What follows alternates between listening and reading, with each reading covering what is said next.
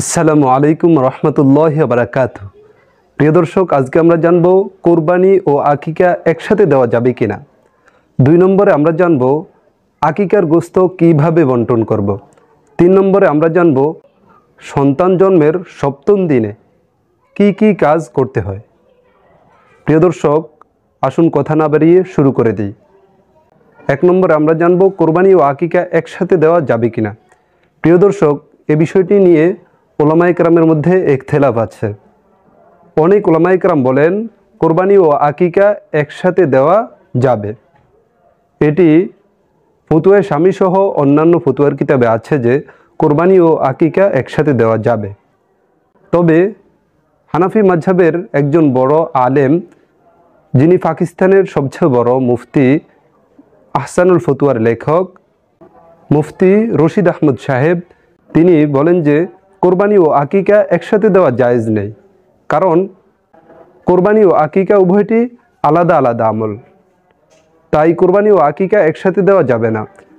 অর্থাৎ কোরবানির ক্ষেত্রে একটি পশুর মধ্যে একাধিক জন শরিক হওয়া রাসূল সাল্লাল্লাহু আলাইহি ওয়াসাল্লাম থেকে প্রমাণিত আছে, কিন্তু আকিকার মধ্যে একাধিক জন শরিক হওয়া এটি কোনো হাদিস দ্বারা প্রমাণিত নয়।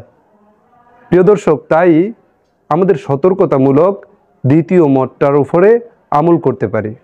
2 নম্বর, আকিকার গোশত কে কে খেতে পারবে।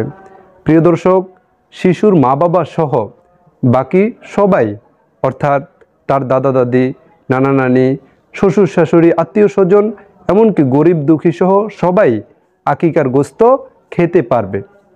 3 নম্বরে আমরা জানব শিশু জন্মের 7ম দিনে কি কি কাজ করতে হয়। প্রিয় দর্শক, ওই দিনে সর্বপ্রথম কাজ হলো আকিকা, 7ম দিনে আকিকা করা। এই 7ম দিন নির্ধারণ করার ক্ষেত্রে আমরা অনেকেই ভুল করে ফেলি। অর্থাৎ যদি শিশুটা শনিবারে জন্মগ্রহণ করে তাহলে 7ম দিন হবে আগামী শুক্রবারে। অর্থাৎ আপনি শনিবার থেকে গণনা শুরু করে দিবেন।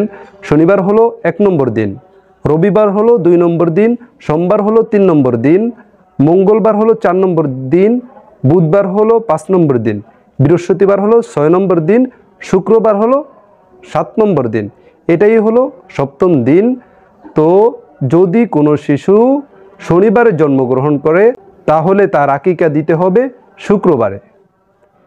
প্রিয় দর্শক, এরপরে এই 7ম দিনে আরেকটি কাজ করতে হয়, তা হলো চুল মুন্ডিয়ে ওই চুল পরিমাণ রুফা আল্লাহ তাআলার রাস্তায় সদকা করে দেওয়া।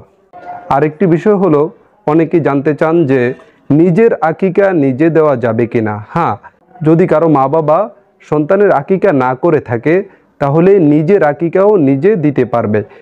এটি হাদিস দ্বারা প্রমাণিত, কারণ রাসূলুল্লাহ সাল্লাল্লাহু আলাইহি ওয়াসাল্লাম নিজে নিজের আকিকা করেছেন। আল্লাহ তাআলা আমাদেরকে সুন্নাহ সম্মত আকিকা করার তৌফিক দান করেন।